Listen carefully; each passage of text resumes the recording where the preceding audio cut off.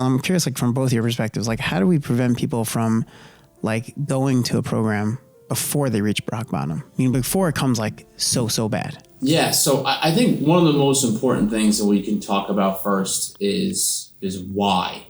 Why do people use substances in the first place? And I think that we can knock down some stigma by doing this, right? And you may have heard before that people who use drugs are bad people. Stay away from them. They're bad people. Don't hang out with them. They're bad people. In my experience, that is not the case.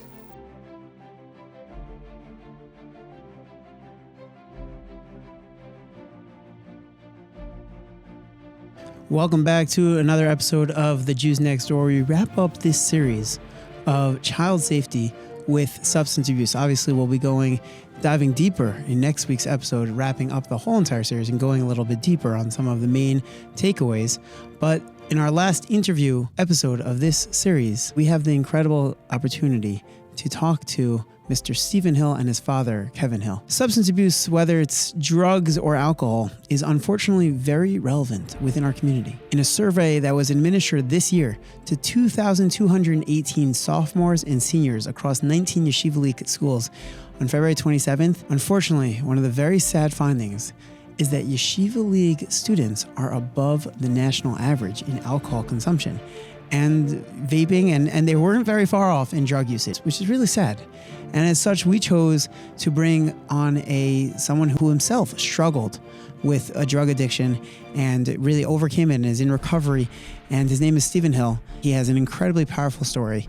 And we had the great opportunity to sit down with him and with his father, Kevin Hill, to discuss that story and how his father handled parenting him and his siblings during this hard time, and what we can learn from the story as parents, what we can learn in terms of what red flags we should be looking out for, what the important message of not making the consequences too strong that our children won't want to come to us, and many, many more things. This is a very, very, very powerful episode. I'm really excited to share with you. I want to add that there was something that we discussed in the episode that answers, one of the key questions as how to prevent this.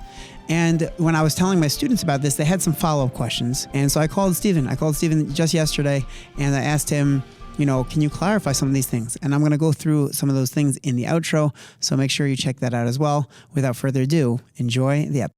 Welcome back to another episode of the Jews Next Door. We have an incredibly special opportunity tonight to speak to the Hills, to Stephen Hill and his dad. I don't know if I can call you Mr. Hill or should I call you Kevin? Fine. Kevin's okay. Yeah.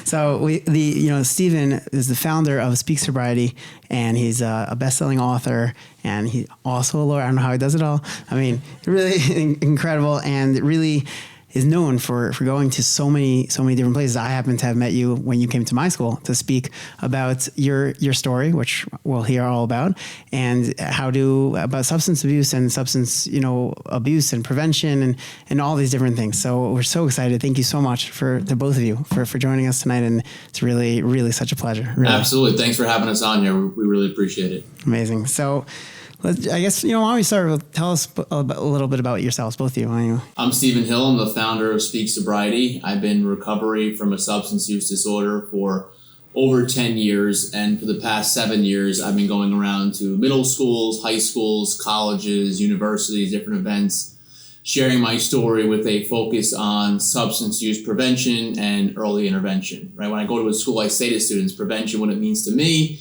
is someone who has never used drugs and alcohol before. We have these talks. They continue to make that healthy choice for themselves.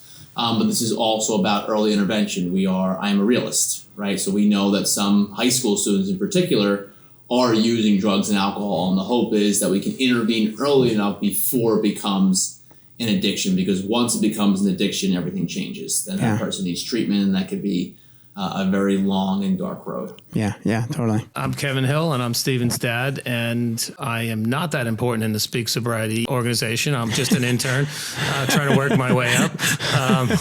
But I'm the father of somebody who was in active addiction and now in recovery. And I have 4 sons, and my wife's upstairs. Amazing. So tell us about your story. Just dive right in. Sure. So I grew up in a loving and supportive home. I don't have the excuse. I don't have the traumatic experience. I don't have really any of the reason why people think you have to go down this road in the first place. And it's part of the reason why we made the introduction video that was played at Ray Kushner before I came out to speak for both the students and the parents. Yeah. Because we want to knock down stigma. Some people believe you have to come from a house of abuse and neglect for this to happen to somebody. While that is certainly relevant, and I've certainly heard some stories where it makes more sense why this person would turn to drugs and alcohol, it's not absolutely necessary. I grew up in a loving and supportive home. I have two parents. My dad's a lawyer. My mom's a computer programmer. I have three brothers. One brother who's a year older who's a lawyer, a brother who's 4 years younger who's a lawyer, and a brother who's 9 years younger who works in financing. None of them had problems, and I did. Right. That's such a powerful point, because I mean, it's really important for everyone to hear that. You don't have to necessarily be coming from like a crazy home situation, which I feel like a lot, like you said, most people really just assume that, but it's not the case. Yeah, this is one of those things that cuts across everything. It affects all different walks of life. Yeah. Addiction in particular, and substance use. One of the things I talk about particularly with kids is, addiction's a big part of my talk, but it's not all of it, because you don't have to be addicted to something to suffer major consequences, right? Or think about things like fentanyl today or a drunk driving accident. Right. You don't necessarily have to be addicted. But for me, in my story, I really only felt comfortable in my own skin when I was playing sports. That's where I found my identity. It was in ice hockey and lacrosse. And because I played up, I was around older kids. And so I was introduced to drugs and alcohol during that transition from middle school to high school. And that's a very crucial time for a person who's transitioning from middle school to high school, and you get into high school, and now you have much more exposure, negative influence, temptation. And that's where it started for me. I started using nicotine, alcohol, marijuana my freshman year. And one of the worst things that could have happened to me is freshman year ended, and there wasn't really anything on paper to show that this was a problem for me. I had a good family life. I did pretty well in school. I had a lot of friends. I really excelled in sports. So I just said to myself, I'm good. I'm not going to be the guy who develops a problem. And then that changed. Right. The summer going into my sophomore year, that's really where the problem started, where I started developing bad habits. I was someone who started failing classes in school. I developed a bad reputation. All those type of things were going on. And that's really where the negative consequences started coming in. And I ended up, junior year is where things got a little bit more serious, where I started using harder drugs like Xanax and cocaine. I ended up getting kicked off the school hockey team. I was suspended, and things just really spiraled out of control at that point. I would say it's by junior year where this was a full-blown addiction. I was sent to treatment programs. I barely graduated high school. I had a lot of struggles, and I tried college. I certainly wasn't ready for it, and I failed out within a few months. I went to a community college in upstate New York. Unlike middle school and high school, you don't show up to class in college. Nobody really cares, right? So there was nobody knocking on my door telling me to get out of bed or to go home and go to sleep because you have class the next morning. And so I just wasn't ready for that independence. And so within 2 months, I failed out. Wow. And when I moved back home at 18 years old, I was now 18 years old. I'm living back home with my parents. I'm not in school. I'm not working. And this is really where my opioid addiction had really gotten out of control. I was introduced. So it wasn't even, you're not in high school anymore. No, now I'm out of high school. But high school is where you really got started. Yeah, high school is really where I got started. It's, went through freshman year again, no real negative consequences. Sophomore year, minor consequences. By junior year, major consequences. And you had gotten kicked off of the hockey team? Correct. I got kicked off the hockey team, and then I went into my senior year of high school, and I did try opioid painkillers my senior year. And it didn't turn into a problem right away because I just didn't have access to them all that much. And then I graduated high school. I barely graduated. And I basically as close as you can get to graduating. I was almost failed. And I just barely graduated high school. Part of me thinks they just didn't want me back the next year, and that's why they pushed me along. And I failed out of college within 2 months. Wow. And so I failed out of college, and I came home, and that's really where things started. Not that they didn't spiral out of control before, but this is where things really started getting out of control. Yeah. What do you mean by that in terms of what? This is where opioid painkillers were really starting to explode on the street, and I learned how to get them. Senior year, I would say that the main reason why my opioid addiction didn't explode right away was because I didn't have access to them all that much. By the time I was out of high school, now I started meeting, you could say, the right people, or really it's the wrong people, right? I started meeting the wrong people because I had access to them. And that's where I started using more and more. And in order to support my habit, I was involved in dealing drugs. And then that's where the police came into my life. And from 18 to 24, I went through the revolving door of get arrested, go into treatment, come out, stay sober for a period of time, enroll in school, relapse, fail out, and then do it again, but getting progressively worse. Right. Addiction doesn't just stay the same. We call it a fatal progressive illness, and it got progressively worse. And I ended up getting convicted of a felony at one point, and I basically lost all hope in myself.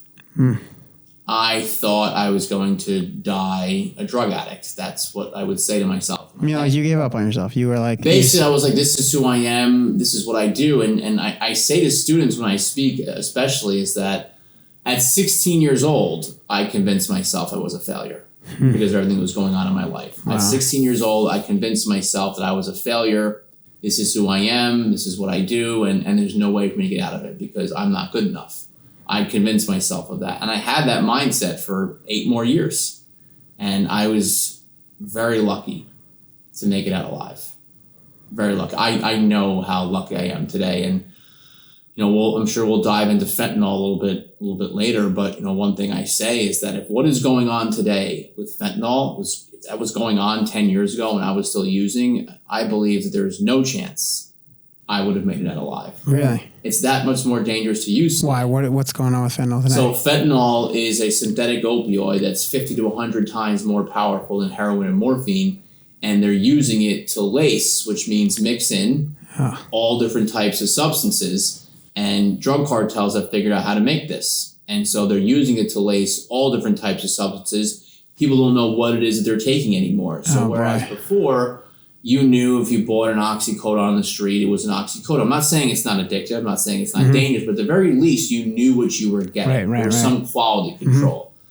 There was heroin too, which of course there's no quality control in heroin made by drug cartels, but it wasn't nearly as deadly. I said 50 to 100 times more powerful than heroin, right? So now today, that is the primary substance you're seeing on the street is fentanyl. It's the main reason why the drug overdose deaths have gone up so much and why it's so much more dangerous to use and why our messaging had to change because our time for intervention has gotten much shorter. You're saying because of the fact that it's just it's so much more deadly than what you were dealing with. Correct. So whereas before you had more time to intervene on somebody, and sometimes they say relapse is part of recovery, where you don't get it on your first time. I certainly didn't. I didn't get it on my first time. I went to 6 or 7 28-day programs before I finally got it. And if the landscape today, if it was like that 10 years ago, 15 years ago when I was going through this, I don't believe there was any chance I would have made it through alive. Did you have friends that went through it like with you at the same time that either made it through with you or some that maybe didn't? So at this point, I now know 49 people personally who have died of drug overdose. Wow. Yeah, 49. Wow. I have plenty of friends in recovery too, and I would say certainly more than that. But personally, I know 49 people who have died of an overdose. And most of them were people that I had met at this extended care program that I had went to, which I'll get into now, on how I was able to really come out of this. Yeah, how'd you overcome this? So I was going to these 28-day programs for a long period of time, and it just wasn't enough time. I needed long-term treatment, time for my brain and my body to heal, and then time for me to build a life for myself. And so I went to an extended care program, and I was there for a year. I was an inpatient for a month and I was in extended care for 11 months. Wow. And it's a phase down program, which pretty much just means as you progress through the phases, you get more and more freedom. And it took me about 5 or 6 months before I woke up in the morning and drugs wasn't the first thing on my mind. Wow. Every single morning it was the same thing. And 5 or 6 months is really where I started to feel better and I started thinking clearer and I felt like, okay, maybe I could get this. And so I started building a life for myself, and they allowed me to enroll in 2 classes at a community college. I got A's in both classes. First time I went to a college class sober, failed everything else, right? Then I got a part-time job working there while I was still a resident, which just meant I was a house manager watching over some of the younger guys who were in the program. I made some really close friends in recovery, and we supported each other through our common struggle. I built that camaraderie, that community.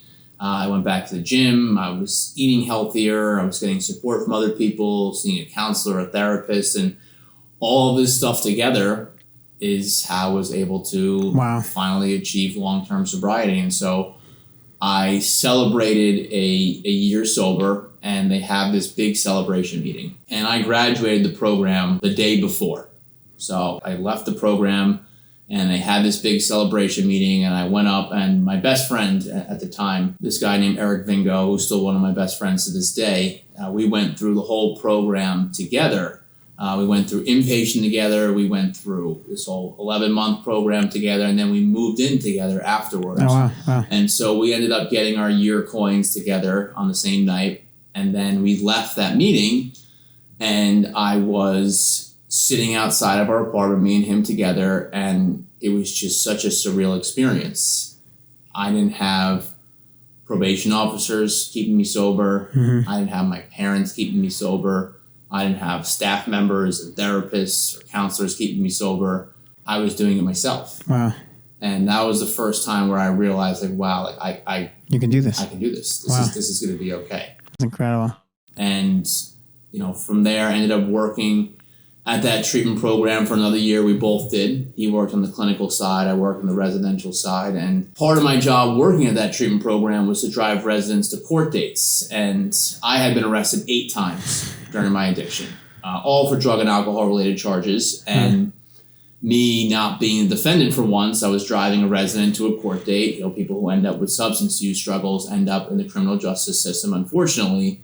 And so that's what motivated me to go back to school. And I got my degree in criminal justice. And then that's why I wanted to go to law school as well. Now, I knew I would have some struggles getting into law school because of my criminal history. So that is part of the reason why I started Speak Sobriety. If you're looking for a great way to have some good, clean, kosher fun with your children through the powerful effect of music, look no further, because J Karaoke is here. J Karaoke gives one and all the platform to belt out their favorite tunes from a library of thousands of Jewish songs, hundreds of artists and genres across multiple decades of incredible Jewish music. Personally, I know that I love singing. I love it. I love karaoke, but I was really never able to get into it because it wasn't the Jewish songs. And that's where J Karaoke comes in with their huge selection, from the latest hits to the classics. They even have nursery rhymes for your little ones. And with features like key changes to help you sing, to make you more comfortable as you're singing, and speeding it up or slowing down the song, they have really thought of everything. To enjoy Jewish karaoke your way, all you need to do is head to jkaraoke.com. Choose a subscription that fits for you. And to make it even more fun, you could purchase their state-of-art karaoke kit, which gives you the feeling as if you are today's top singer. You can insert whoever you feel it is. Connect your kit to any device, like it could be a laptop, computer, a tablet, whatever it is, and you plug in your speaker, plug in your J Karaoke microphone, and you sing away. It's as easy as that. That's all it is, and it's really fun. I checked out their website. It really looks amazing. They have an incredible amount of song selection. Anything you want. They got Thank You Hashem. They got Mordechai Shapiro. They really got it all. You can subscribe monthly for just $4.99 a month, yearly for $49.99, and we have a special deal here for you. For any of our listeners, if you use the code Jews Next Door, DOR, you get an additional 10% off. And if you don't want your children to be using a device with internet, J Karaoke's got you covered. You can download the app onto your desktop. Once you have it up, turn off the internet, let them sing all day long without the internet. Check out J Karaoke today and let the fun begin. And I wanted to share my story and my message, particularly with young people, with a focus on prevention and early intervention. Now, I had no idea where it was going to go when I started this. And I had spoken at a few schools, and I got lucky with a few my first year. And, I was doing a few schools each year. It wasn't something crazy, but then I would say it was probably like my first or second year of law school that all of a sudden, like, this thing really started picking up because the feedback was very positive, and I was getting referred from one school to the next and to the next, and people were seeing what I was doing. And then the pandemic hit. Right. And I remember being I was in law school, so I ended up getting into law school. Went to Brooklyn Law School. Congrats. That's because awesome. of a lot of it had to do with the work I was doing. They actually called me out during the opening ceremony, I believe, the convocation, and they called me out for the work that I was doing. Wow. It's a big part of the reason I think That's I got awesome. in there in the first place. My younger brother was already in there, so I think that helped as well. But I was going through law school, and I was going to law school at night. I was speaking during the days. Things were going good. And then COVID hit. And I remember I had a car in Brooklyn, which I don't recommend.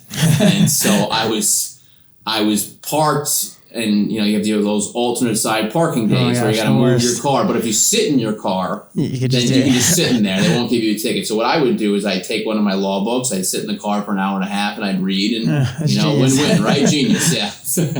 But I remember I was sitting in the car, I think it was like March 15th, and sitting in the car, and all of a sudden I get like 9 emails all at once. I was scheduled to speak every day from March 22nd to April 3rd.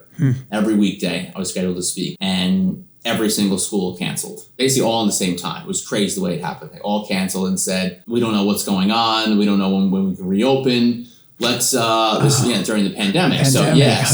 They all canceled. And that's so crazy. So I'm sitting there, and some of them said, like, we'll reschedule to next week. Right? Some of them said, like, this thing will blow over. This thing will blow No one had any idea. When it first happened, literally no idea. Yeah, so basically, then obviously it got pushed out much longer than that. It's interesting because I feel like COVID during like the pandemic was probably like the worst time for people who are having, addictions or, substance abuse. You probably know much better than I do, but it's just, I would assume with that loneliness and isolation. Yeah. Your assumption is correct. And so a combination of fentanyl and also the pandemic, and this is why the drug overdose deaths reached their highest in March of 2022. Oh, really? Yeah, it was about 108 or 109,000 drug overdose deaths in the 12-month period ending in March 2022, and which was the highest number ever recorded. And because people didn't have access to resources, people lost jobs, they were isolated. I mean, they say that recovery feeds on connection, and addiction feeds on isolation. Right. And mental health issues were exacerbated, which feeds on addiction as well. Yeah, absolutely. That's a very important point as it relates to connecting mental health and substance use. Yeah. And so, we made it out the other side of the pandemic. I remember I walked out of class, I think it was March 13th, walked out of law school, and they said the same thing, because we had spring break the next week. So they're like, all right, take your spring break. We'll be back after spring break. I never stepped foot back in the building ever again. That's so crazy. I finished that semester virtually. I then finished my last semester of law school virtually, and then I took the bar exam virtually upstairs from where we are right now. I took the bar exam, and I passed, and I went through character and fitness. And again, because of everything I was doing with Speak Sobriety, I was able to get admitted into the New York bar. And what happened was during the pandemic, I was able to still continue my mission virtually. And I was doing programs virtually. And this allowed me to connect with people all over the country. Right. And so then when I graduated law school and things started opening back up, I was getting asked to speak everywhere. And so I had to make a choice. Am I going to become an attorney right now and practice law and join a law firm, or am I going to continue doing this? And my heart was in this. It was. And, I still have my law degree, and I have taken on a few cases myself, criminal cases as they relate to drugs and alcohol. The first case I ever took on myself was directly related to something like that. I even had my father fill in for me one time when I was speaking. That's what's good about having a family of lawyers. But So the last 2 years, I've been traveling the country, speaking this year in particular. I've been speaking almost every single day, all over the country, just trying to help. I always say if I can help one person every time I speak, you change the life of one, you change the life of many. And that's really what my mission is right now. I mean, I saw it when you came to our school. It was very powerful. I mean, the students were all talking about it afterwards. I remember just the line to speak to you afterwards, and like kids who wanted to speak to you about real personal. I mean, I feel like I feel like you mentioned it, that every time you speak, someone comes over and like admitting something that they're going through or that a family member's going through, and like the line of kids waiting to speak to you that time was crazy. Yeah, especially at Ray Kushner, it was a long line. Yeah, and I would say 90% of it was some real deep stuff. Yeah. I had a few kids who literally waited all the way till the end because it was even more private and they wanted everybody gone. And so I had a few kids who waited all the way to the end. And that's why I do it the way I do. Persuasive storytelling, to me, it's the most effective way to get to any audience. And when you're real and you're vulnerable, you make, that you have that messy middle, right? Where like you make yourself human and they're like, wow, like look, like this person's actually being honest, because I share some not so proud moments. Yeah. And it gets people, it puts their guard down and it gets them to open up. And that's the reason I do it that way. Totally. What would you say were some of those like least proud moments, if you're willing to share? Yeah. So, I mean, I would say, just, getting kicked off of the hockey team, becoming a drug dealer, flipping off a cliff on a four-wheeler under the influence. Oh, gosh. All the stuff I put my family through, my parents, my brothers, what they had to see. It's not even just like one specific incident. I would say the worst of it is doing it day in and day out over an extended period of time, where it really wears on not just me. In some cases, it's worse on the family because I'm high. I'm under the influence. I don't know what's going on half the time. Right. They're the ones who are feeling it. So all of that together, I mean, it's, it was a tough time. What was that experience like for you? It was really hard. I grew up on Long Island, one of 6 kids, and my father had an alcohol problem, as did my older brother. And I was like the 4th out of 6 kids. So I was very sensitive to like being lost in a family when there's crisis going on. And there always seemed to be a crisis going on. So when Stephen's crisis was going on for an extended period of time, I had this overwhelming desire to protect my other kids as well and say, we can't spend 24 hours a day dealing with one child, or we'll have 4 problems if we don't pay attention to our other 3 kids. Right. So sometimes in your marriage that can be a strain too, is like, why aren't you dealing with Stephen right now? And I'm like, well, I have 3 other kids, then they need my attention too. And so it is, as Stephen often says, it's a family illness. It affects everybody. I mean, sometimes, and when I speak with Stephen, and this kind of happened also because of the pandemic, because the virtual speaking that was necessitated by the pandemic opened up kind of the country to, you can be anywhere to do it. And so then he'd say, Dad, you want to join me?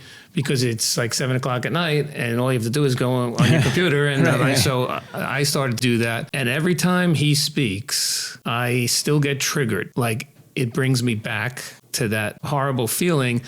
And you say, why do I put myself through that? Like, why am I willing to put myself through that? And it's because I'm grateful. I know Stephen could be dead. And today, as Stephen indicated earlier, the likelihood that he would have survived based on the behavior he had is very low. And there was a student a couple of towns away from here recently who thought she was buying one Percocet on the street. She thought it was a Percocet, but it was really one of the pills that the cartel presses to make it look like it's actually a pharmaceutical from a pharmaceutical company, but it had fentanyl in it. And she died from one pill. Like she didn't go down 10 years of addiction like Stephen did. So it's a really, really scary time. And that's why, you don't know what you're getting. Don't risk it. Don't try it. It's not cool to try. Yeah. Wow. Ooh, I'm getting like emotional, like listening to that. It's, wow. Especially when you think about your own kids and stuff like that now, when it's, the kids, your own kids, the kids that you teach. Yeah. And you just think about, how when I was a teenager, obviously I made a lot of mistakes, and I was able to make some of those mistakes. And today you're not able to make those same mistakes because it's just that much more deadly. Yeah. Yeah. I was talking to a student recently, and it wasn't even with drugs. It was with like one of these like energy drinks that they say makes your heart race so much. And they say like you should have maybe one, like just one. And he's like, before every hockey game, he has one. And I'm like, dude, you're going to kill yourself. And he was like, no, like I'm fine. Like my friend on the hockey team told me like he does this before every game to like get himself like ready for the game. I said, maybe he can do that. You're going to kill yourself. And I was really freaked out. And I actually like went and like, I wanted to take the can from him, but I felt like I couldn't really do that. But in the end, thank God he's fine. But every single time I keep saying to him, like, stop, like, you really don't know, like, you're messing with this something. Like, I mean, this is like, what we're talking about here is like so much more, but this is just an energy drink. And well, like, they used to have those drinks, those Four Loko drinks, where people were dying from them. It was like alcohol mixed with caffeine, those like crazy energy drinks. Right. So, yeah, but even though energy drinks too, they're certainly not good for you. Yeah. I'm curious, like, from both your perspectives, like, how do we prevent people from like going to a program before they reach rock bottom? I mean, before it comes like so bad. Yeah, so I think one of the most important things that we can talk about first is why. Why do people use substances in the first place? And I think that we can knock down some stigma by doing this, right? And you may have heard before that people who use drugs are bad people. Stay away from them. They're bad people. Don't hang out with them. They're bad people. In my experience, that is not the case. People use substances because they don't like the way that they feel, and they're trying to change that feeling. And there are a number of reasons why. Depression, anxiety, trauma, bullied, wanting to fit in, wanting to be cool, low self-confidence, low self-esteem, loneliness, struggling with friends, just wanting to be accepted, or really just wanting to feel okay. And do those sound like bad people? Right? They're not. And so really trying to connect both the mental health side of it with the substance use is very important, because there's almost always a reason why. You might not be as aware of it as somebody else who's struggling with like severe depression. They're really trying to just change that feeling, but there's always a reason why somebody does it in the first place. Like for me, it was probably low self-confidence and low self-esteem. I struggled in school. I was playing with older kids, so I wanted to fit in. I wanted to be cool. I wanted to be accepted. Like, I realize now I wasn't just chasing the drugs and the alcohol. I was chasing the acceptance and the validation I got when I used it with my older peers. It was like a rite of passage. It was a pat on the back. And so, taking all of that into account, having a genetic predisposition, that's how I ended up going down that path in the first place. And so addressing some of those mental health struggles at the beginning and teaching people healthy coping skills, teaching people, peers, to speak up when you see that one of your friends is going down the wrong path or is struggling with something, so they can get the help they need before it becomes a major problem. Another way, parents are the most influential person in a kid's life. And so these conversations need to start early. I say third grade, fourth grade at the latest. Yeah, wow.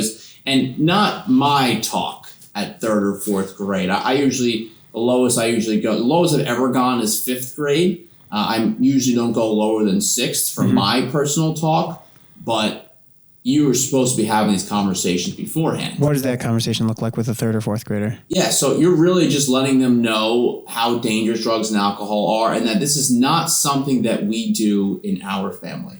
This is not something that's acceptable, and making your expectations very clear, making the consequences very clear. But as they get older and they get exposed to it, you also have to show some flex.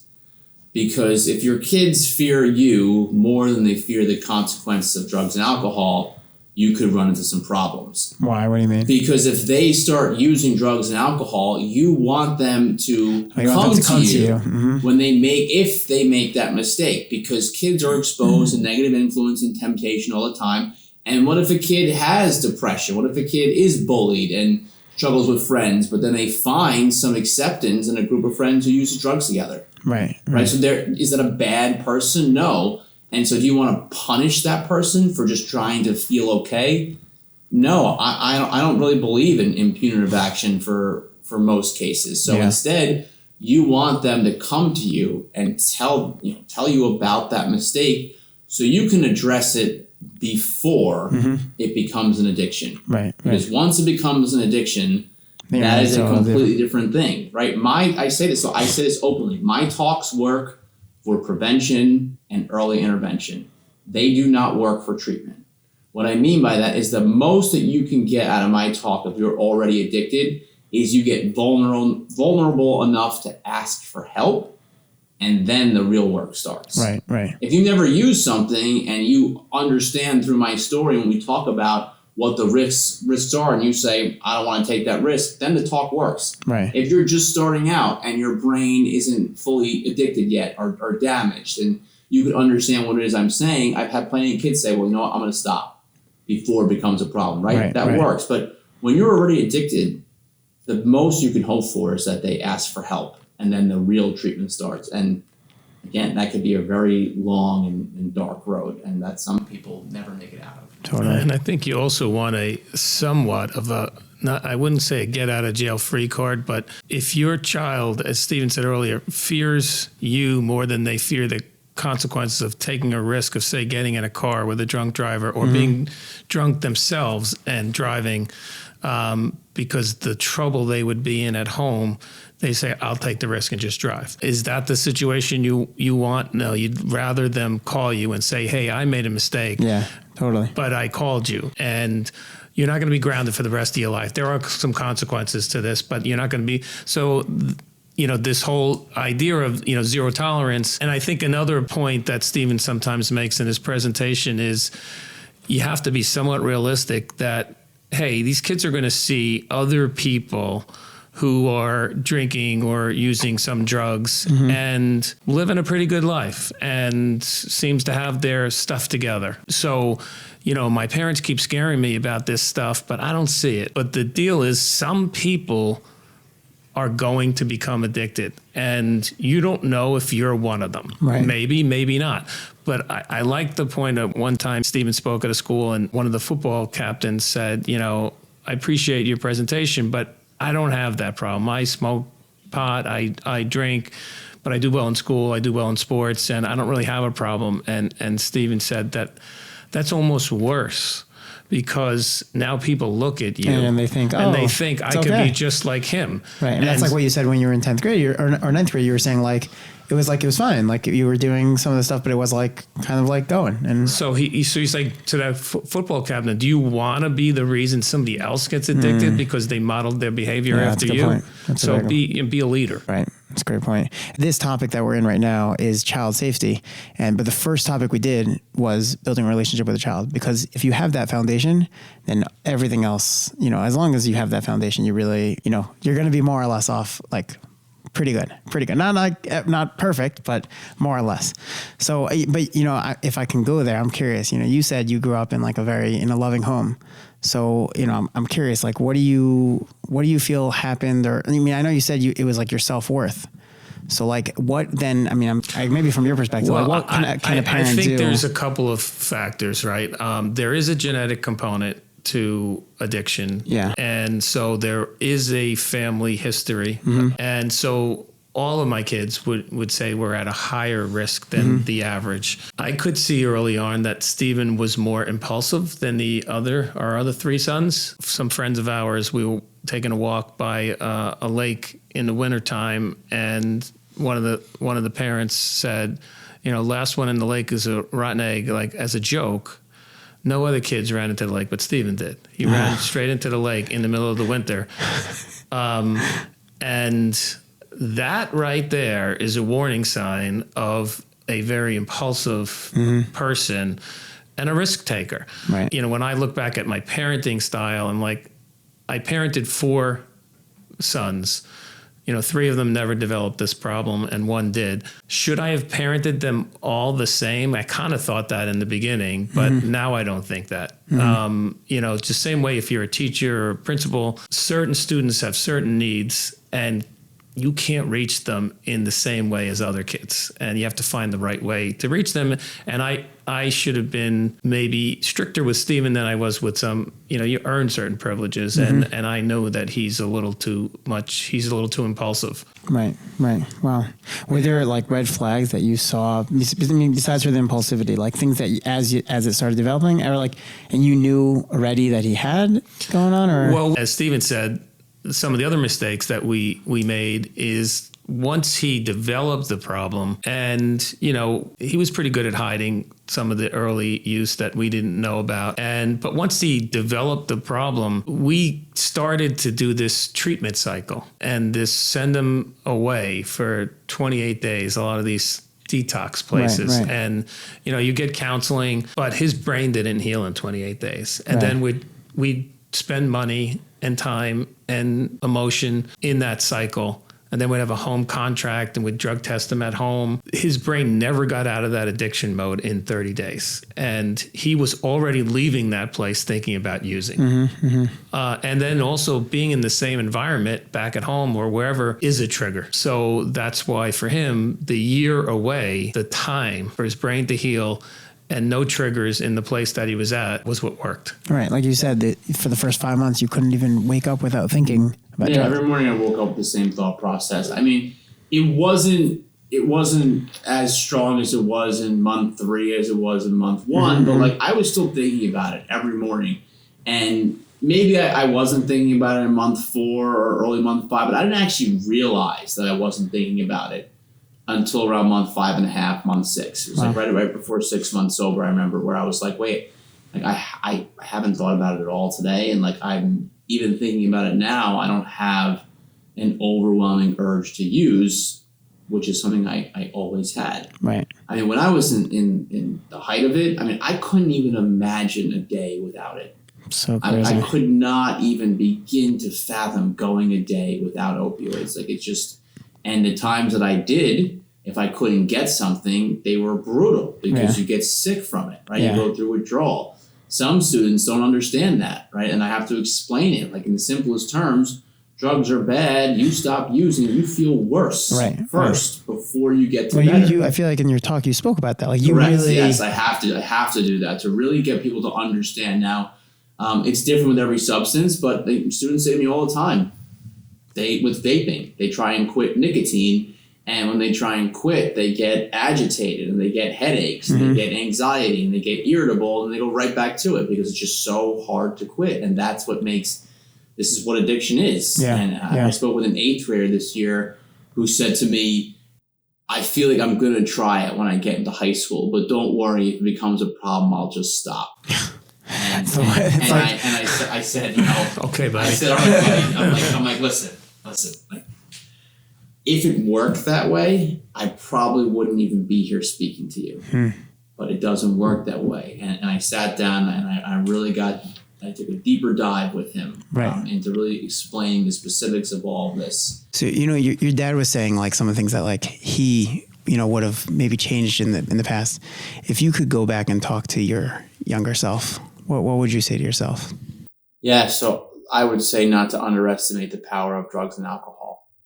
I don't think anybody goes into this with the intention of becoming addicted. I don't think anybody goes into it with the intention of just making a bad choice under the influence, or just like we talked about before, that one deadly use. And so do not underestimate the power of drugs and alcohol. Nobody wants to believe they're going to be the one who becomes addicted. Again, nobody wants to believe they're going to be the one who makes a really bad choice, but this really can happen to anyone. And so don't underestimate it. Sure. And anything about like your self-esteem or like you feel like... Yeah. And any relief that you get from substances is only temporary, right? And I'm not as the old tolerant speaker. I don't think people get addicted to drugs because it always made them feel bad. They get addicted to drugs because at some point they like the way that made them feel. The problem is that relief is only temporary. Right. Sooner than later, it will stop working completely when you develop a tolerance. And then drugs and alcohol do something much worse than changing the way that you feel. They change who you are. Right. And it's certainly not a better version of yourself. In fact, you get progressively worse until one day you lose your true self completely. Yeah. And some people never make it back from that. Yeah. And so asking for help very early on, and really to me then, with all that in mind, the key is knowing that you are enough and that you are okay. And if you're not feeling okay, then you need to ask for help and learn healthy coping skills to get through some of that stuff, right? With counseling, with meditation, with exercise, with eating healthier, with volunteering, with hanging out with friends, whatever it is you have to do to develop those healthy coping skills to be able to deal with that stuff. But building that self-confidence, that self-esteem, that self-worth, all that stuff is very important in terms of prevention. Yeah. And, you mentioned and alcohol before. Everything we've been speaking about so far has really, I think, has mostly just been drugs. Mostly drugs, a little bit of alcohol, but let's get there. And we had talked about this off the record first. Let's talk about it on the record. Is everything that you said, like in terms of like the reasons people go, is that all the same with alcohol? So I would say that with alcohol, it's much more socially acceptable. And not many kids that I come into contact with view drugs and alcohol the same way. Yeah, no, I see that all the time in high school. They look at it in very different light. And can you blame them? We say it that way. We say drugs and alcohol, or alcohol and drugs. So we put every single drug into one category, and then we put alcohol into a separate category. And so I spoke for a school district this year in New Jersey, and they had 3 middle schools, and I did 3 assemblies on the first day. And then for the following 3 days, I spent entire school days doing breakout sessions, meeting students in smaller groups for Q&A, open discussion. And in almost every single breakout session, mind you, these were students who heard my story, asked me, so do you still drink alcohol on like special occasions? Do you still drink sometimes? No way. They were asking that question. And so for the first day, I answered it. And I said, no, because my brain doesn't know the difference of whether this is a Tuesday afternoon or this is New Year's Eve, right? My brain doesn't know the difference of any of that stuff. And so on the second day, I stopped answering the question. And I said, let me ask you a question. How come you didn't ask me if I smoke marijuana? And their answer was, well, we know you wouldn't do that. Wow. Which tells me that they view alcohol so differently. And that's a big problem. Is that because it's socially just like, it's like such a thing? And I asked them why. And that was the answer is, well, everyone does it. It's legal. It's socially acceptable. My parents do it. And so they view alcohol so differently than they do other substances. Happens to be like in the Jewish community. There's like a whole, there's like stats now. And it's in the Jewish community, we're actually like doing worse, unfortunately, with this, like in a really bad way. And I know with my students, there are parties going on every Saturday night. Sometimes like anytime there's a federal holiday where they have a day off the next day, whatever it is, there's a party. More often, they're really doing a lot more drinking than drugs. And I've spoken to them openly about it, and they'll say, well, we wouldn't do that, drugs, but yeah, drinking, why not? And I'm like, what do you mean, why not? Like how, but it's just, they view it so differently. As if alcohol hasn't ruined as many lives as drugs or more. And they're like, no, I would never get in the car with a drunk person. I'm like, oh, okay. And that makes it okay. and you're also, but here's the thing, this is what I talk to students about, is it's easier for you to make that choice right now with a sober brain. Right. But when you are impaired, you may not make that same choice because you're thinking with an impaired brain. And it's very hard to get young people to understand that.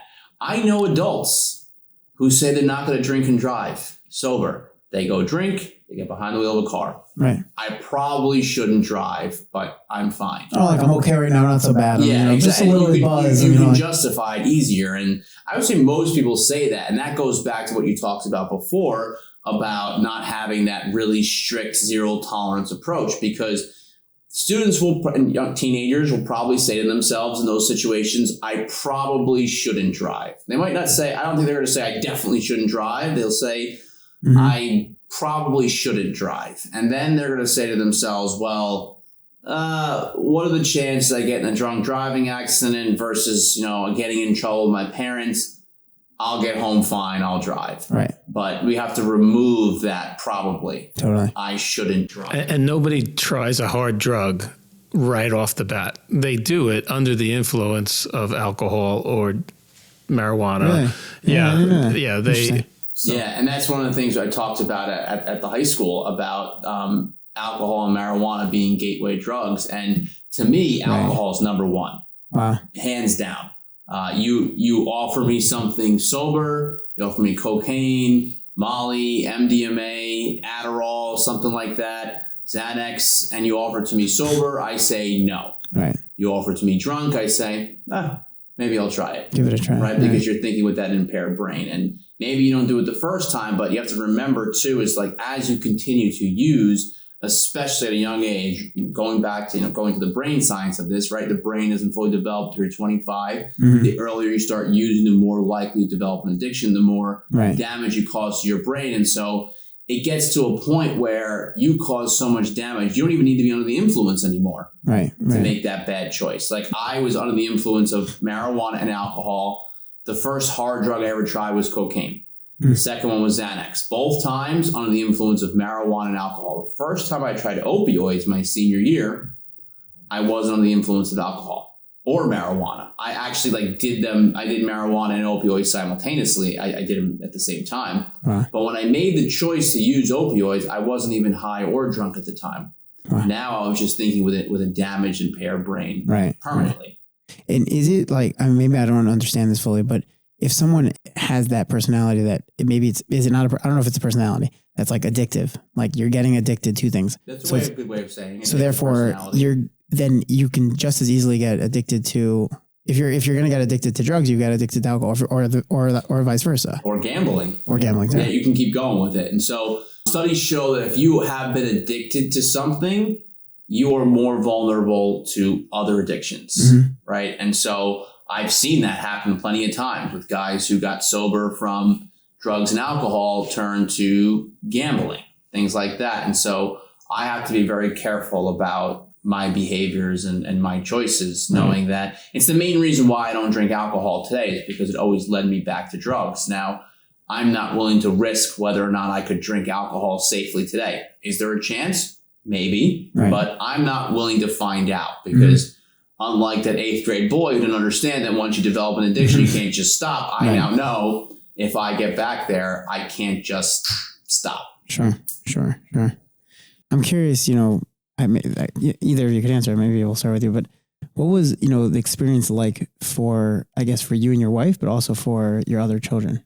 I know you were talking about it a little before, and also for yourself, even just for yourself. I know you're saying it was hard emotionally, but what tell us a little bit more about that. So it's a strain on any family. It's a strain on your marriage. It's each child feels the stress in the house. I recall at one point we were trying to help Stephen. I brought him to a therapist in Rockland County, New York, and Stephen was, I don't know, I don't think he was high, but as he said, his brain was already damaged from some of this.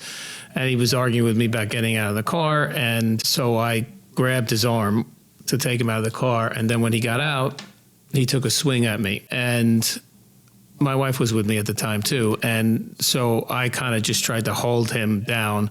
Now he's a big kid now. He's not a little kid anymore. Yeah. And so as a result of that, the police were called. Oh, wow. Then we had to go to the psych ward. Stephen got evaluated, and then said that, I don't remember if that was a Thursday, Saturday morning, knock on our front door. Child Protective Services is at the house. And they're doing an investigation of me because of the fight that happened in the parking lot. So is it an abusive house? And so each one of my kids had to be interviewed separately. Oh, gosh. And so they did that. They interviewed me and then my wife, and then my other 3 kids, and then they said they wanted to talk to Stephen, and he was home. But I said, Stephen, somebody needs to talk to you, and he yells something downstairs. He's something nasty. And so I said to the woman who was doing the investigation, I said, yeah, that's Stephen. You could go up and talk to him if you want, but he's not in a good place right now. Yeah. And we're doing the best we can. And and Stephen got arrested at home. Wow. So all the neighbors know, it's, and then you hear people are talking about you, that you're bad parents, and you should kick him out of the house. I'm like, all right, so my son's 17. First of all, I can't kick him out of the house. It's illegal. Like, it's, he's a minor, and I can get arrested for that. And even if he was 18, where I could, what happens to him? Right. Like, so at some point, there is a line of enabling where you're enabling somebody to use in your own home. Mm-hmm. And then we gave him the ultimatum of, you can't live here anymore. We're not kicking you out. We're making a treatment facility available to you. But if you choose not to go to that treatment facility, then you're out of the house. We can't live like this anymore. Right. That was when you were how old? 24. That's right. 23, 24. I was 23 actually when they finally said, that's it completely. Like, we're not doing this anymore. And then shortly afterwards, I turned 24. And then 90 days, I lasted, not even 90 days. I ended up getting my own place, and 2 people broke in who had weapons trying to steal my drugs and my money. They broke my back window trying to break in, and my neighbor heard it. She called 911. Police got there quickly and caught them. But it also gave the police what's called exigent circumstances to go inside and make sure no one's hurt. Well, they knew who I was. They knew I was a dealer, and I was already being watched. I was being monitored by the police. So they used the opportunity to search, legal search, illegal search. Who's to say? But does it really matter? No, it doesn't. And that was the night I was charged with a felony. It was actually one of my friend's dads who was addicted to some harder stuff. And he found out where I lived and knew I had these drugs and money in my home. And he had told these other 2 guys who had violent criminal histories, and he was in the getaway car with his other girl, and these 2 people who had violent criminal histories tried breaking in. And had I been home that night, I don't know what would have happened. And going back to, what if I lived home with my parents and my younger brothers, and my grandmother lived there at the time? So, this stuff really can get serious very quickly. Wow. And the criminal justice system does have a role to play. We can't police or incarcerate our way out of a drug problem, but the threat of prosecution and jail, with some of the courts having drug court and diversionary, if you go for treatment, we will consider that before we sentence you, and you may not have to go to jail because we want you to get better and become a productive member of society. And sending people away to jail generally doesn't produce that. So I was almost relieved when Stephen got arrested, just to say, with the threat of these charges hanging over his head, he's really going to give this treatment a chance. Mm-hmm.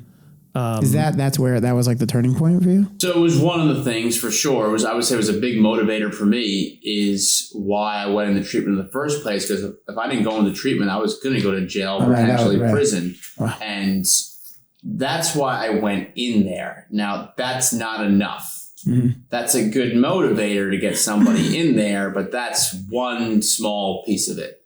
It's what actually goes on during those year long, 11 months I was in that program. That's where the real work begins. But having that as a motivator to stay in really did help me. Yeah. If that was the only thing that happened, and basically they said that you're arrested, you're going to be charged with a felony. If you don't stay sober, you're going to prison. Left to my own devices, I still would have failed. Right. So the criminal justice system is not enough, but it is a good motivator to walk you to that door. And what I really try and advocate for is to use the criminal justice system in that way, where they stay in their lane. right? They make the arrests, they walk you to the door, and they say you can go to treatment or jail, you choose. Right. And if they choose treatment, then they should walk in the other direction and say, let the professionals do what they do there.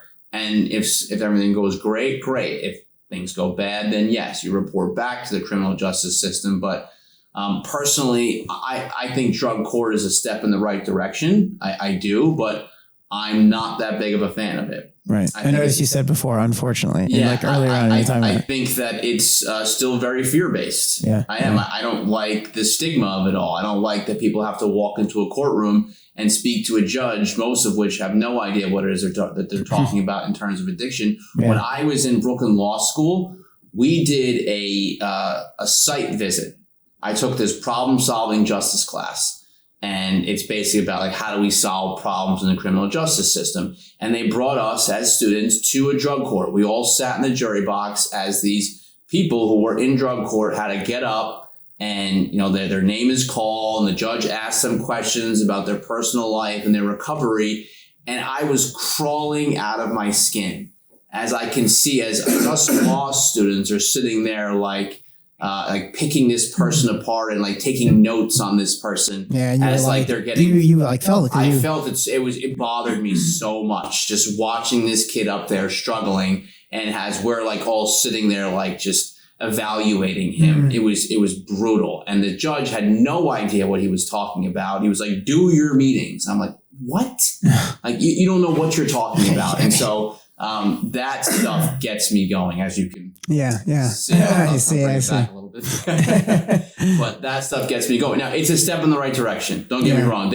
Drug courts have been effective for some people, and it's definitely a step in the right direction. And some judges are better than others, so I will say that. I just think that it's still very fear-based, and I don't think fear keeps people sober. I think it's the opposite. It's love. From your perspective, what would you say are red flags that a parent should look for? I mean, I'm curious here, both of your perspectives. Well, I'm curious here if they're the same answers also. Yeah, let's see. So I say it in my talks is all of a sudden I started failing classes. I was ineligible to play sports. And the reason I say that is because this was what was most important to me at a young age was sports. And I'm allowing drugs and alcohol get in the way of that. So the things that are most important to you are now not as important anymore when you start seeing that. So failing classes, ineligible to play sports, my behavior started to change. I started becoming angry, defiant, forming a different group of friends. All of a sudden you're hanging out with different people you've never hung out with before. What is it? Going back to that acceptance piece of this. You form this group of friends and basically all you do is use drugs together. I wouldn't really call it a friendship. I would just call it, people who are struggling and they're trying to find some meaning, some acceptance. That's what I say about people who join gangs, like people who grow up in a really bad situation, a really bad home, really bad neighborhood, and they have no sense of family, and then they get stuck in this gang and they get that family, even though it's based on something horrible. Either way, they feel accepted.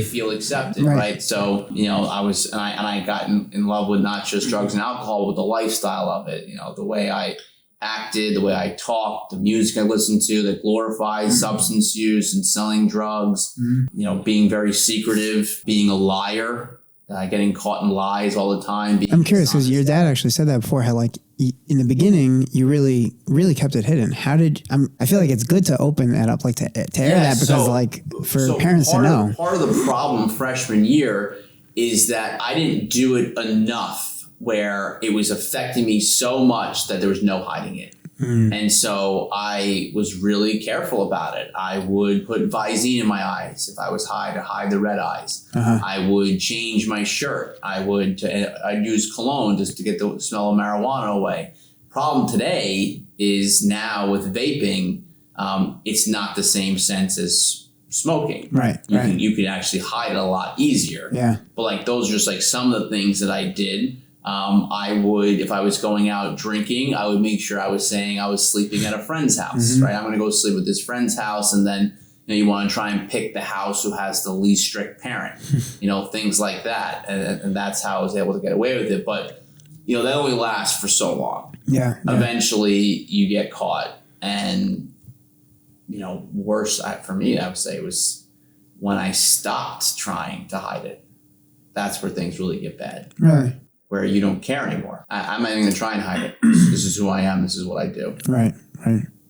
What about you? Any? Would you add any red flags to that? Anything that you? No, I think I would agree. If grades start to suffer, it doesn't even have to be failing, and a new friend group. And they do have a program called Hidden in Plain Sight where they have, like, we've been at some presentations where they've done that, and they do a mock-up of a kid's room, and then they show the parents all the places their kids hide drugs or drug paraphernalia and educate the parent as to just go in and investigate, even if you don't think they're using.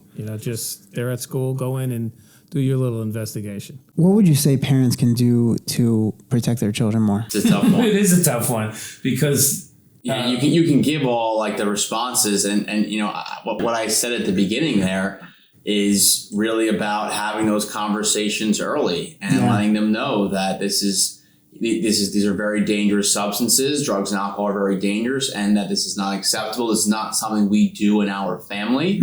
Making your expectations very clear, making the consequences very clear. What are the types of consequences that are meaning? Because you were saying before, I was saying for now, like when he was first using, I feel differently today, even because of the example I said of fentanyl being in one Percocet that one person took at one time and they died. And so I do believe in this fear-based, like you sit down with your child and say, it's not like you try it and say, you know what?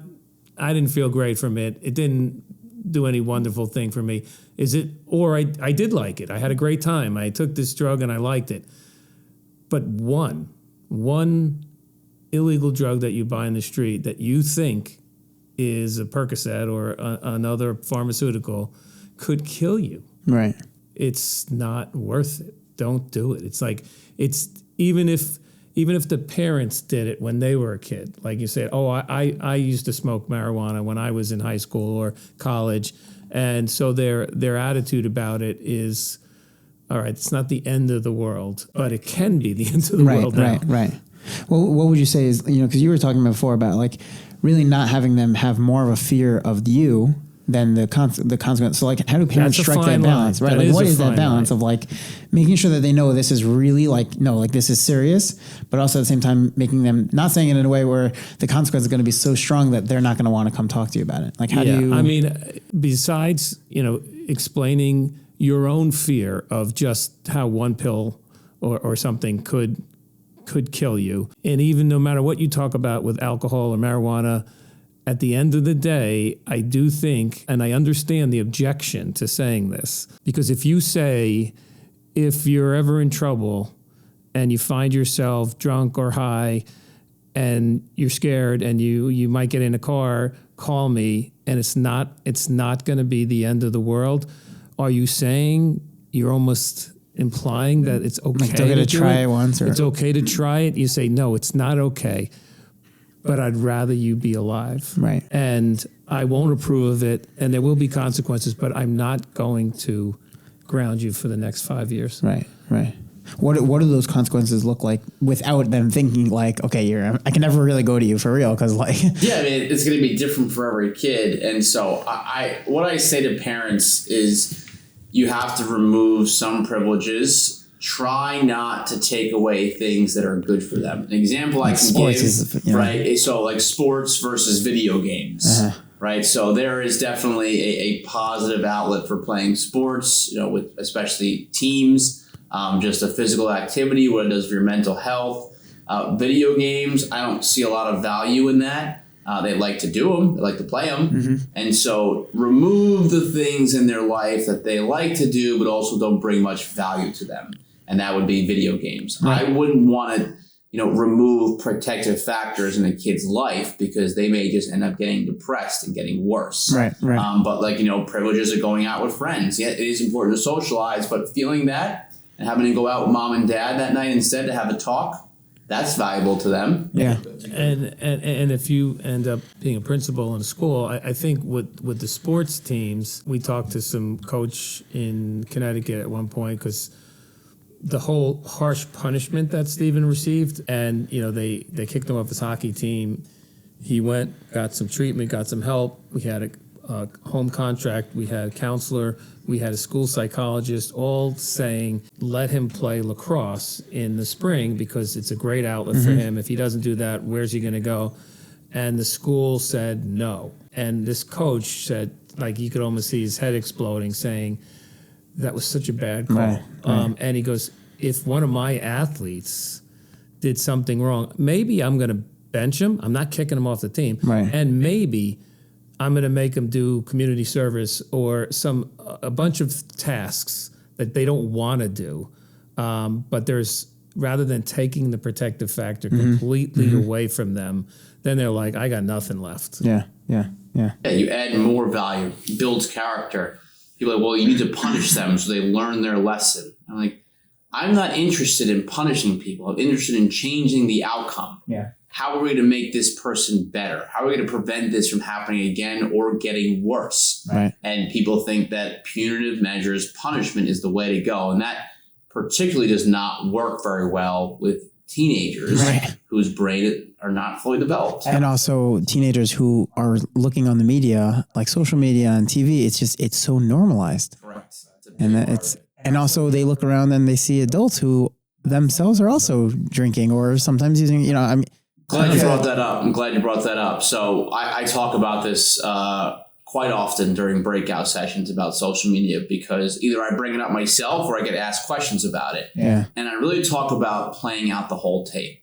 I work with this kid once on an individual basis, and his brother's fraternity made like a promotional video on one of their joint fraternity sorority parties. And it was the most absurd, glorified video anything you could possibly imagine was on this video. Right. And the video ends and it just seemed like it was the greatest time ever. What that video doesn't show you is the person who got alcohol poisoning that night. The person who tried a drug that night for the first time because they were drunk. The person who got kicked out of school because they're failing all their classes. The person who got alcohol poisoning, right? Like a person who got vehicular homicide, right? Got behind the wheel of a car and killed somebody else. I mean, there's so many things that come after it, and really trying to get them to play out the whole tape and to see it. And students watch certain TV shows. One TV show that came up in particular this year was Euphoria. And it's a TV show. It's about, a lot of it has to do with like high school drug and alcohol use. And there were some concerns that it glorifies it. And in certain instances, it does seem that way. But the show actually, in my opinion, does a good job of showing both sides of it. But people, they cherry pick it. Right. They just want to focus on, oh, look, here is this really fun, glorified party. That's what it can always be. Yeah. Wow.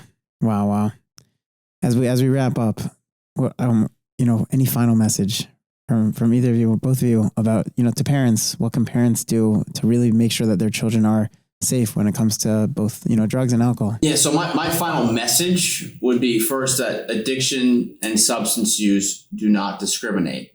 It affects all different walks of life, and you must take proactive preventative measures as if it is going to happen to you and your family.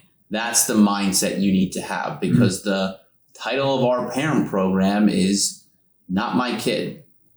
Yeah. Not my kid. Because you don't want to believe it's going to be your kid. And as the individual, you don't want to believe it's going to be you. Yeah. So that's like, I would think the most important mindset a parent could have. And making sure, as we talked about drugs and alcohol, that you are sending the right message to your kid as it relates to your alcohol use as well. I'd say most parents do a good job on drugs. They don't do a very good job on alcohol. Yeah. And I would really think about, what message you send to your kids about alcohol use, and understanding the fact that somebody who's over 25 who's drinking alcohol, it's a much different thing than a 20-year-old or a 15-year-old or even younger drinking. Yeah, there's a whole thing on Saturdays where we have this thing called like Kiddish Club, where people get together for drinks, and and like teens are like watching their parents do that. And how could we assume that they're not going to see that and just think like, oh, well, it looks like a good time, and look, they're doing it and nothing's bothering them. But like you said, it affects an adult above the age of 25 very differently than it does a teen or even a preteen. And it's really concerning. It's very concerning. And I would say the mental health issues are an important indicator too. And it's not that irrational. If your brain hurts, if you have anxiety or depression or something else that's bothering you, it's, we take medicine all the time when, you have a condition and you have high blood pressure and you take medicine, it makes sense, right? So if you have anxiety or depression or just some other mental health issue, it's not that odd that somebody wants to self-medicate. So if you see the mental health issue, treat that before they treat it themselves. That's very powerful. Well, thank you so much to both of you. I know that the hour is late, and really appreciate your time. This was so super powerful. Really, both of you being very vulnerable and really sharing this story, which was a hard and dark time, and really being able to share it so that way we can really impact others. It's inspiring. And I mean, for me, I was getting, if you saw, I was getting like choked up and emotional during it. And it was, thank you. Thank you so much. Thank you for coming out. We appreciate you. Absolutely. Thank you so much for joining us for another episode. It really means a lot. And I really appreciate those of you who have been reaching out, giving feedback. Really love to hear from you. Love to hear from those of you who have been reaching out on the parenting hotline. The questions are amazing. We've answered you yourselves, but we'll also be releasing some of those footage to, the masses on our Instagram. So make sure to check that out and call in with any questions that you have. This episode was really very powerful and I think is so, so crucial for our community. As we wrap up this topic of child safety, unfortunately, as I said in the intro, the statistics are not looking great for the Jewish community, and it's very sad. And the question is, how do we prevent that? So I think before we even get to how to prevent it, as we spoke a lot about it in the episode, but I just want to highlight one specific idea that I thought was very powerful from the episode. And it's something that I think we do as parents sometimes without even realizing, which is that we make the consequences, the fear of the consequences, greater than the fear of doing the bad thing itself. The first topic was all about building a relationship with our child. And the reason that we started that way is because that's the bedrock of everything. If you have that foundation, you're gold. But when you make your children fear you so much, you're really getting things off to a rocky start. And you don't want them to fear telling you things. You don't want them to fear you knowing things because of what that's going to result in. And it's something very scary. As I mentioned in the intro, my students, when I told them that I had this opportunity to sit down with Stephen and his father, they said to me, but Rabbi, if we're being realistic, when you're at a party, when you are with your friends and everyone else is doing it, what prevents you in that case? So first things first, I wanted to just clarify. This episode, we're really talking about how to prevent drug addiction. But at the same time, we also don't want to even get into the scenario in the first place. So first things first, I think, and I spoke to Stephen about this after the episode, after my students asked me. And Stephen mentioned that one of the key things, and he mentioned this in the episode for sure, but I want to, really talk about it a little more, flesh it out a little more here, is the concept of self-confidence. If you're going to a place where, 9 out of 10 of your friends are doing those drugs. So if you're really, really self-confident, if they're taking drinks and you're totally self-confident, then you're not. You might feel some pressure, but you're not going to succumb to that. At the same time, so that's number one. Building up our children's self-confidence is key and crucial, and we will talk more about that at a later episode. In addition, obviously, I think it goes without saying, but I think we need to say it explicitly, is that if the people that you're going and hanging out with are doing those things, then it's a good question to think about, who can really withstand that? Who do I want to choose to spend my time with? Right? And it also the question of, what types of settings are you putting yourself in? So you have to prepare yourself for that. And you have to make sure to put yourself into the right situation. And sometimes you put yourself in the right situation and those people even switch up, meaning people all of a sudden, a whole new friends group come and they're going and doing these things. And that's where strength in numbers happens. Strength in numbers, having people surrounding you who are not going to get involved in those things or are not going to do that, or who are going to be encouraging you to stay strong. That's huge. And then that's where the self-confidence comes in as well. If you are self-confident in that time, you're going to be great. Anyone who's let's say going through recovery, if you have a solid enough recovery, you can go anywhere and you'll stay sober. So I think that these ideas are super, super important for us to consider as we parent our children, to make sure that they are safe and that we have our children having as much child safety as we possibly can. At the same time, if you hang out in a barbershop long enough, you're going to end up getting a haircut. So we have to make sure to be careful, and let's make sure that we keep our children safe. So I hope you'll reach out with any feedback, any questions, any comments, anything at all. Check us out, genaleph.org.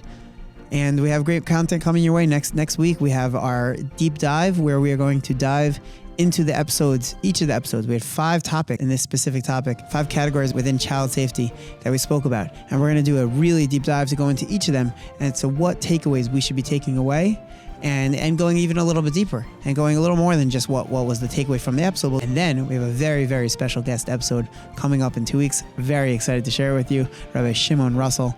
Well, it's going to be incredible. And hopefully you all have a great week and join us back again next week.